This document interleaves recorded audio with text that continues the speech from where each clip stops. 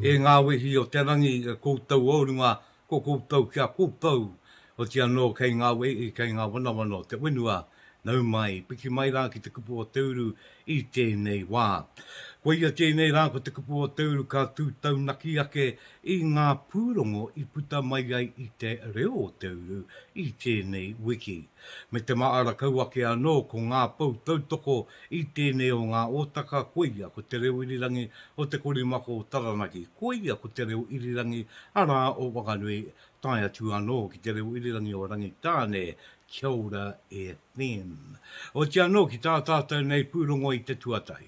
Kia rukuruku ai au ki ngā wai o te awa tupu o Whanganui, kia tai ake au ki tōna puaa ko te ngutu awa te kaupapa o tēnei pūrongo te wai ake nei.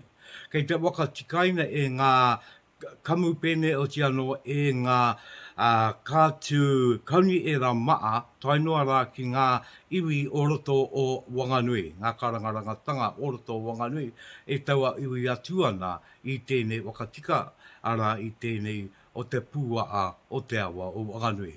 Kāti, kia mātakitaki a ke tātai. Mai te kāwi maunga ki Tangaroa, ki te pūaa o te awa tupua. E kaupapa waka au e ari ake nei. Koro te wā, ko kite ake tātou te ngoikoretanga, te waikuratanga o tēnei wāhanga o te pūaha. Anō reira, i tere rawa te mahi a ngā kaunihera o te taone nei, o te roe anō oki a Horizons. Rātau ake ko Q West, ko te aramai. Kia wakakirita i tia, kia kimi ia ke anō rā ngā rawa ki te mai e nei mai. E tino, ko wareware tia ke rātau ko tō tātou awa. I runga i tērā, ka puta mai anō rā mātou, ko te mata pūau. Toko toru mātou i te tīmatanga, i nai nei, toko rima, o mātou hei mata mō te pūaha. E mai ngāta i te pua e wakataki ngia ana e te ture o te awa tupua. Mā te awa e arai, e āpai tiaki i a mātou. Me ngā kawa, kua tupua nei i te awa, ko ngā kawa e wā. Anō reira koina, te tuā papa, mōku, mōu, mō tātou katoa. Mō kahurangi Simon o ngā pairangi, koia tēti o ngā kai waka-aere tikanga i te kaupapa nei. Koia nei tana tari i aia e waka-ari ana i ngā mai wakakaa ki te puaa. Ko tōku mai ko nei ki te puaa nei, me e nei, mā Mills Albert e kawe nei ngā ko atu, mā Cashmores, i wakatakoto ia ke ngā toka, ngā ko atu i runga i ngā tahataha o te awa, ki te wakakāngia ake anō rā, te tai timu, te tai pari o te moana, kai roto ki te awa.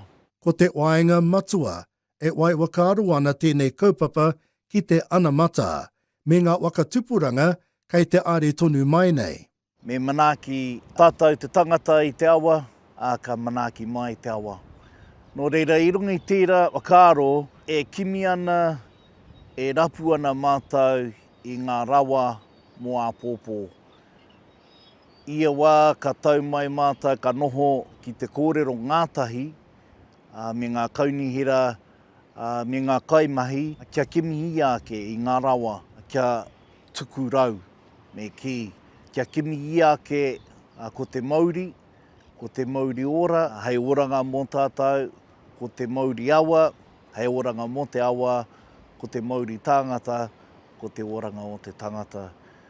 Nō reira, koina anō rā, te rama, kia mārama i ake, te takaitanga o mātou kei roto i tēnei tu āhuatanga, kei roto i tēnei mai. Ki te ora te awa, ka ora ko tātou ngā uri o te awa, tai noa ki te āpuri whānui. Iruere rerukura, te reo o te uru. Ka tia ke, ki te ake ana te pai te whānui o ngā mai e were rei mai ana I tēnei āhuatanga. Kua ngā tai rā, ngā kārangarangatanga o te awa tupu o whanganui ki te taunaki ake I tēnei whakapaipaitanga ara I te kongotu awa tonu o whanganui. Nā roto ana mai ngā marama e tuake ana kei mua I te aroaro e ki te mai gai te uanui, te uaroa, te uarai. Ara mai te kā ui maunga ka rere te awa, ara ka puta anora ki mātingo tu awa te puaa, puta atura ki Tangaroa. No re ngā ringaringa e ngā waiwai ki tēnei kaupapa, karanga mai, mauri tū tēnā koutou. Mai te awa o Whanganui tōna ko ngutu awa, ka puta atu rā taku kau moana ki wa o moana tonu. Kia aratai ki ngā ai au e ngā ika o te moana, kia tai ake rā ki roto I te rio o te roe o te manawa tū, o ti anō rā ki te papa I oia. E ārā te kaupapa e wai ake nei, weno, ko titi I kai tunu kai rongonui. Ka waka kaupapa tia mai ai eia I tete I ware wāngai tangata. Ara e ware oko kai ki roto I te papa I oia. Kia tauri ake rā kia te mai e mi me tēnei Pūrongo.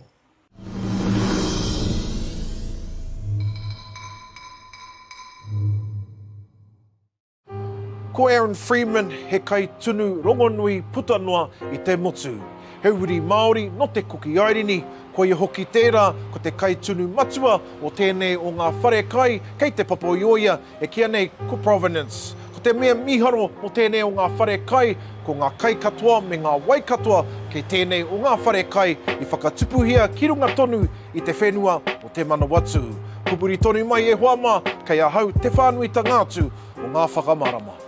He re murere e ahei ana tēnei kaitao rongonui tōna tuakiritanga te whakapareeti.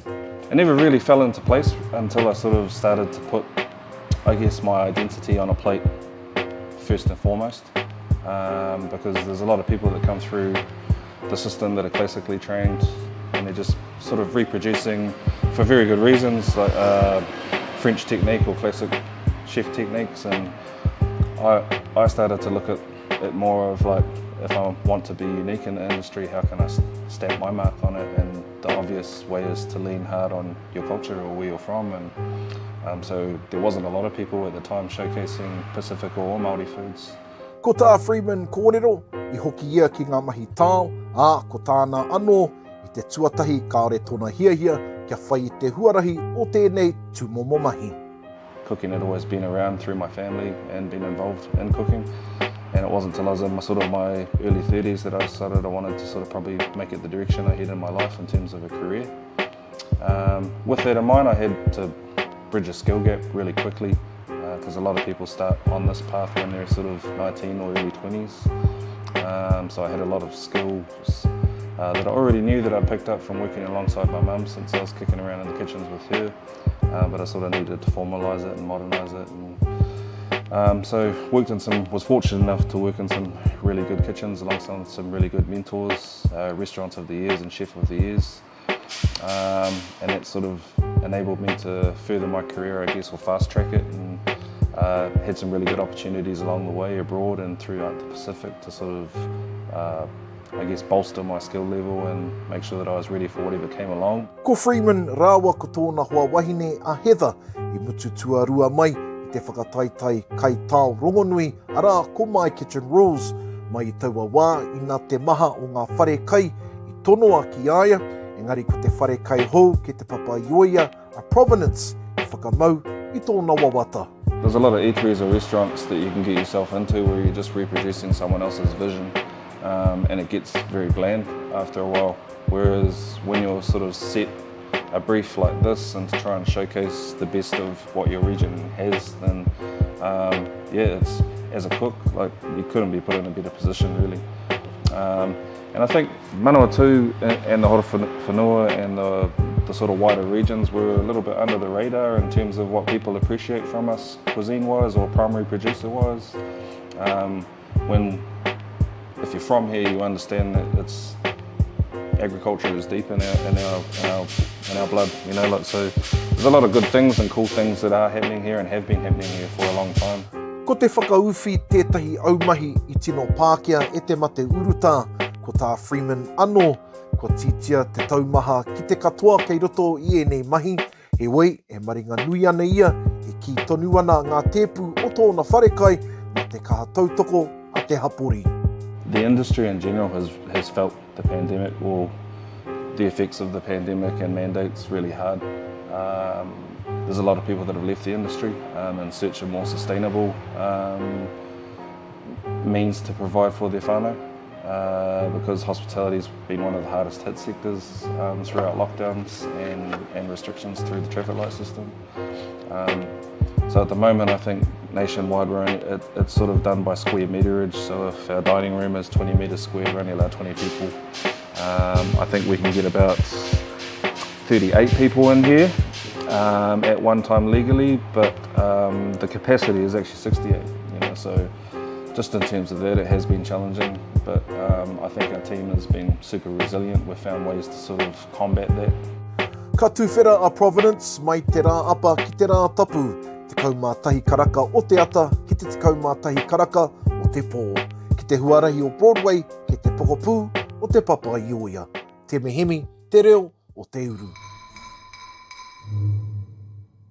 Iau e wai e tema tino pai anō rā tēnei Pūrongo, kua puta mai i a koe. Mi ake ana rā ki tēnei o ngā uri anoroto ana mai e tamo ana nui a kiwa, e mauri tū ana e anō e taika ana ki te wakakaupapa mai i tāna nā Pākihi. E kua ngākau te ki te atu i tēnei kātū āhuatanga, ana e tūtū mai ana i roto i tēnei o ngā uri, tēnei o ngā kaitunu rongonui.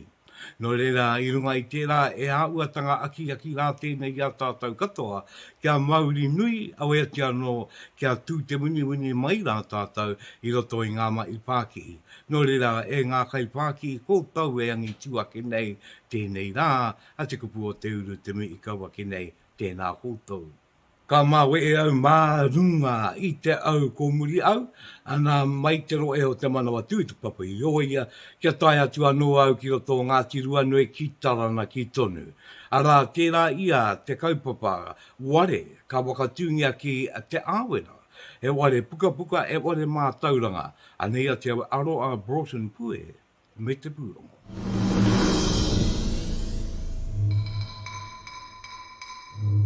E ware mā tauranga, e ware puka, ko te ware o te ramanui o ruaputaanga. Ka tū tēnei ware ki tēnei wenua. Wai mai i tēnei Pūrongo i a mātau e no o tai, e kōrero tai atu ana ki te kauni era o taranaki ki te tonga. Anei te Pūrongo. Ka mumura te ramanui o ruaputaanga. The overall concept and purpose of the project is to build a brand new library, and we're also putting our visitor information centre in that facility as well. We need some new infrastructure in our town, our district, and it's to create a brand new facility to provide for the future in terms of resources and knowledge and information. E ware puka au ki te āwera, e angai ana e te kauni era o taranaki ki te tonga i tēnei wātonu, ko te ramanui o ruaputaanga tōna ingoa. No tō tātanei koro eke a tūranga pito parata, nāna nei iri nei tēnā ngā ingoa o tō tātanei tupuna kuia, a ruaputanga, me tōna tono me ki rā kia tāhuna mai te ronga ahi kā, kia tono mai ki te rahi kā, kia tai tinana mai ki tō tātanei takiwā, tō tātanei roe, wānanga ai, kōrero ai, era ngā āhuatanga o te ao Māori me ki rā, hei wānanga hia, koe rā ka tāpiri, ka tapaina tō tātanei ware i runga i tō tātanei kuia. I tapaina te ingoa o te ramanui o ruaputaanga, e te tau eke a tūranga pito parata. Ko te tauna i te ai, e kā ai tōna rama, tōna kaupapa. E pā mai nei te rā o tuatai o te ingoa, i runga i tō tātanei ware. Me ta āngai nei tātou ki te raunga mata iko, kia puta tātou i ngā āhuatanga o te wakairo noiho, ka tūnei tēteo ngā pau, he rama nui me ki rā, tata ki te 3 mita te teitei, me te upoko o tātanei tupuna kuia ki runga. ka puta mai i te rama, i tōna upoko, kia riti ki tōna āhua, o te patupaere Tērā no tētei wāanga o te ware pukapuka nei, ku wakaritea ai puna waka maara ki e te i o ngā tūpuna waimana o taranaki ki te tonga. What we've noticed since the project has been developing is the community and the positivity around the community about the future prospect of having a facility like this. So it's really helped, and particularly in the current environment around COVID and such like, it has helped to build a vibrancy already, an expectation that, hey, we are going to get something new in our town, and libraries are still a very popular facility or popular place to go and visit. So we've got an opportunity here then to build on that, build on the services that we provided out of our library. We're also having a community art gallery in there, so that is something else. So it becomes a destination, particularly for our community to come and enjoy. Ko te anga i tētei wā i kia ngāta i te waka kota i te apori ki tētei wā i Māori tau, waka i te inengaro me te wairua o te tangata. Ko ki mai taku rangatira hei te mutunga o te tau rua manua rua ngā uru mātoru. Ko te tumanako me ngā pānga mai o te kōwiore, mō i o mai tātou auwara te wā wakamutunga. E rangi ko te kōrero i tēnei wā, ko te tumanako o tātou o te pai ai hei te mutunga mai o tērā tau e tū mai rā. Ko te manako nui ka tū mai te ware pukapuka nei, ai te tau 2023, Aroha Broughton Pue, te reo o te uru.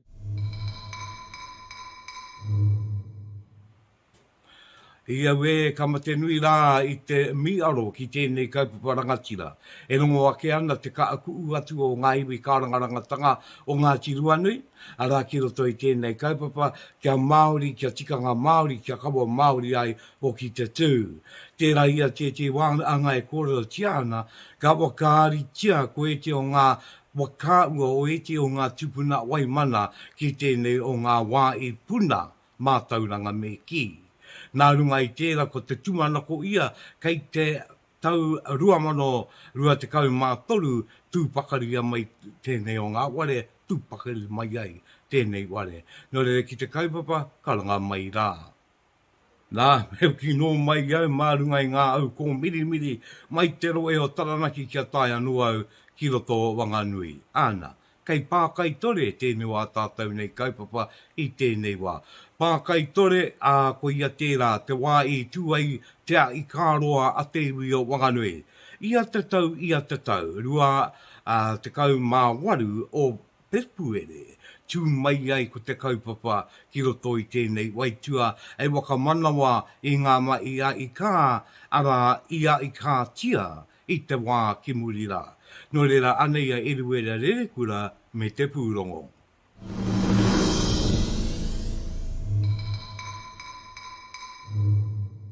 I te tau ko tai mano iwarau 25, te 28 o ngā rā o Uitangaru, tūai te porotei ki pākai tore nei e ngā uri o te awa tupua. Witu te kauma iwa ngā rā i noongi ai te whenua nei.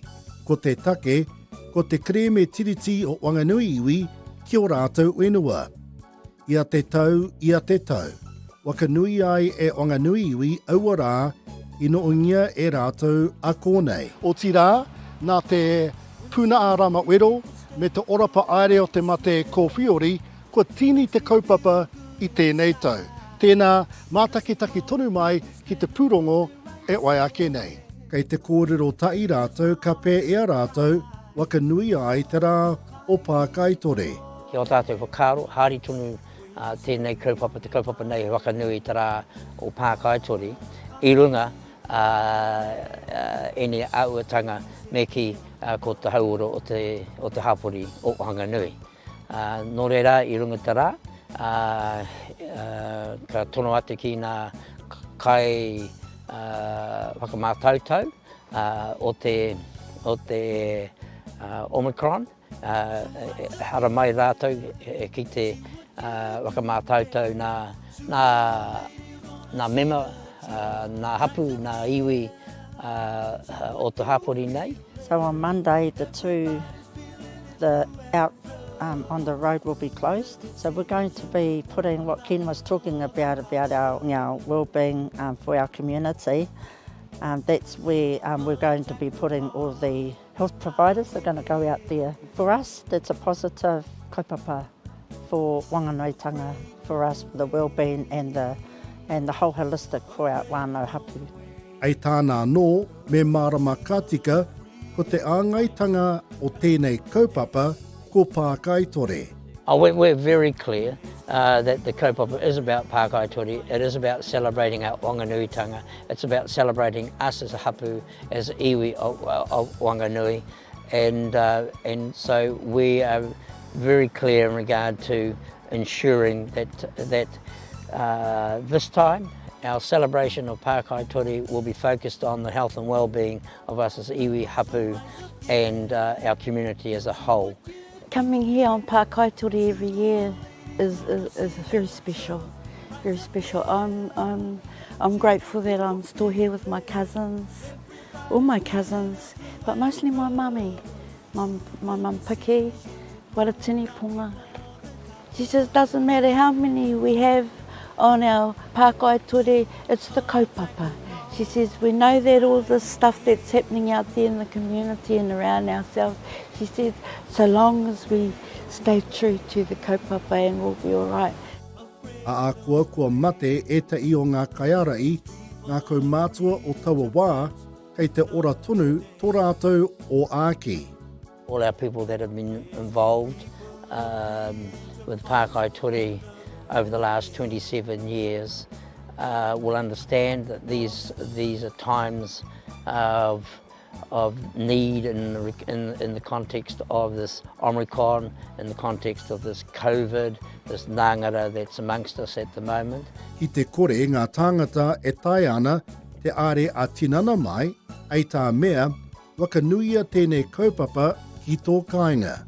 We're encouraging our people to celebrate Pākaitore at their kura, within the community, at homes, because what we're saying is that we're going to, Pākaitore this year will be very low key. There will only be a small number of us down here celebrating Pākaitore to carry the kaupapa of Pākaitore as it has been done over the last 27 years. However, in a much more smaller way, and that's why we've said that we're going to focus on Pākaitore this time round, trying to support our community through testing and putting together care packets.